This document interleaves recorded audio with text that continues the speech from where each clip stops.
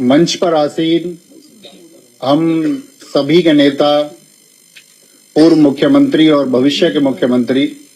और साथ में जोड़ना चाहूंगा भविष्य के प्रधानमंत्री श्री अखिलेश यादव जी, और साथ में यहां मौजूद सभागार में हमारे सभी अभिभावक समान नेतागण, उन सभी को मेरा नमस्कार। मेरा नाम नवीन शर्मा है और मेरी विधानसभा सिकंदराबाद है, और पूरी विधानसभा की तरफ से मैं यहां बैठे सभी अपने अतिथियों को प्रणाम करता हूं, चरण स्पर्श करता हूं कि आप उसको महसूस करें। दरअसल में देखिए, जब मैं गांव-गांव जा रहा था, अपनी विधानसभा में लगभग 200 गांव हैं, तो और इस प्रदेश में लगभग अपने छात्रों की संख्या 1.5 करोड़ है, तो उन सबका एक ही सवाल था मुझसे कि आप समाजवादी पार्टी में क्यों, आप समाजवादी विचारधारा में क्यों जुड़े। तो उसका एक बहुत थोड़े से समय में उत्तर देना चाहूंगा कि मैं एक शिक्षक हूं और मैं निर्माण की परिभाषा जानता हूं, एक विध्वंस की परिभाषा मुझे नहीं आती है। और इस समय की जो प्रदेश में सरकार है वो सिर्फ तोड़ना चाहती है,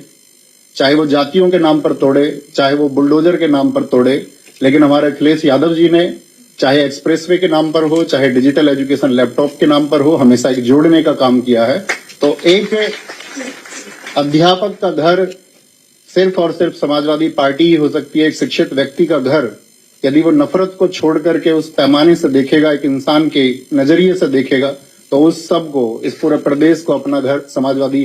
पार्टी दिखाई देगा। और साथ में आप जानते हैं कि इस देश में बहुत लोग मन की बात कार्यक्रम कर रहे हैं, लेकिन हमारे नेताजी आदरणीय अखिलेश जी सिर्फ और सिर्फ जन की बात कर रहे हैं। और उस जन में जो पीडीए को उन्होंने आगे बढ़ाने का संकल्प लिया है, और जिस तरह से पीडीए की बातों को आगे बढ़ाया जा रहा है, उसी तरह से वो चीजें बुलंद, हम सब की नैतिक जिम्मेदारी भी है कि जिस वर्ग को